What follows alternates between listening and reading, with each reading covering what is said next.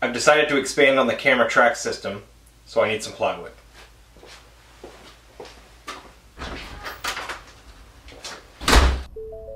Cue the driving music.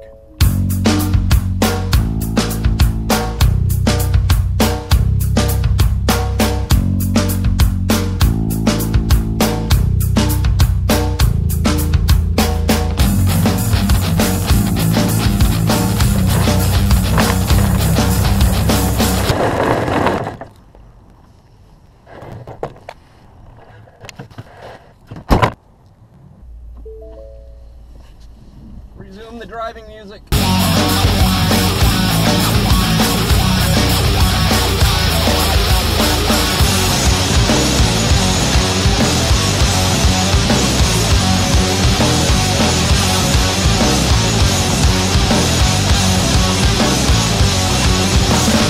I'm not good at running full sheets through the table saw, so I break them down using this shop-made saw track, and I'm going to rip a couple strips at 11 and 1/8 inches. Also, I have no dust collection on the circular saw, so it's going to make a mess.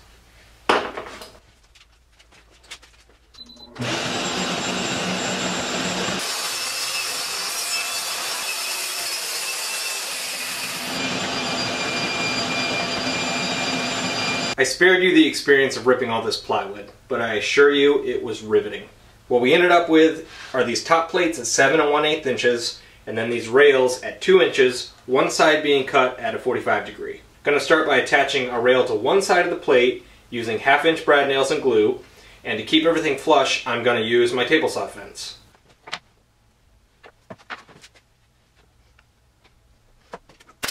I did test this beforehand off of the table saw to make sure I didn't shoot into my table saw. It's worth mentioning that if you want to do runs longer than the length of your plywood, a butt joint is not your best option. The odds of these two sections being coplanar are very much against you. The simple solution is to stagger the rails so that they overlap the seam of the sections. During installation, a simple screw right here automatically pulls them into alignment. The next step is to attach the second rail at a consistent and parallel distance to the first, and to make that possible, I'm going to use the actual trolley pieces as spacers. These pieces are 4 inches wide with a 45 degree angle on each side, so geometrically speaking they are an isosceles trapezoid.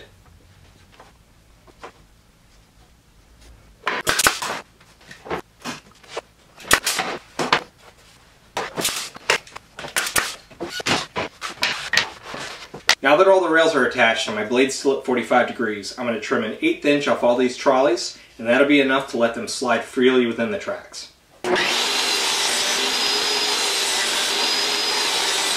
I purposely cut my top plates wide, not knowing where the second rail would end up, so the last step is just to flush that cut up on the table saw. What we end up with is a top plate and these two side rails forming the shape of a sliding dovetail. By slightly trimming the trolley, it sits lower in the groove and rides on the rails, with no friction between this and the top of the plate. I cut all these smaller parts off of camera because that would just be boring and tedious to watch. All the parts were ripped on the table saw.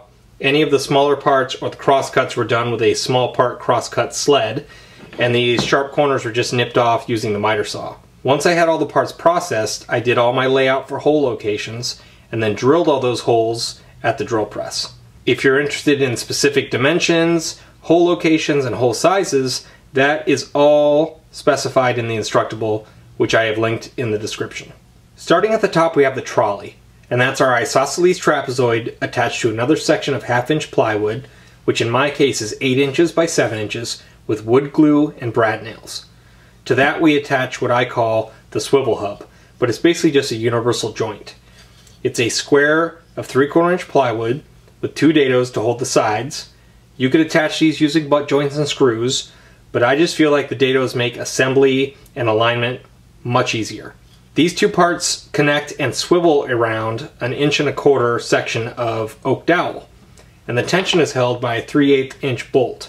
I'm sure you could do both operations with a bolt, but I just felt better having the swivel around a dowel and the tension only held by the bolt.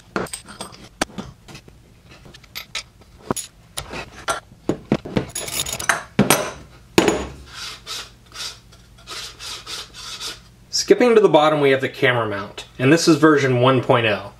It has this bottom deck with a captive threaded rod for securing the camera, and then the bottom supports have the integrated U-joint for securing to the boom arms.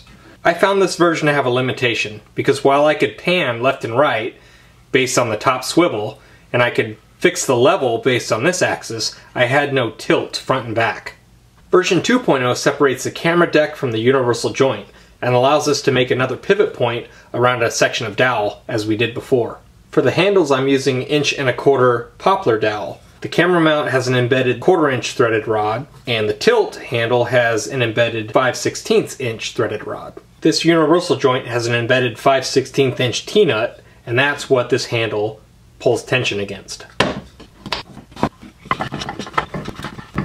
The booms are laminated 3/4" inch plywood in order to achieve a thickness of 1.5 inches.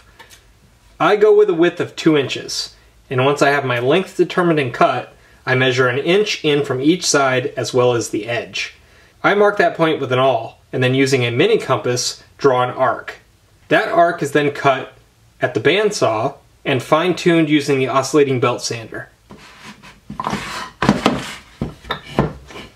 The connections between the U-joints and the boom arms are held together using 5/16 inch carriage bolts, fender washers, and star knobs. The camera tracks are just secured to the ceiling joist with screws, so if I decide to move them around in the future, it's very easy.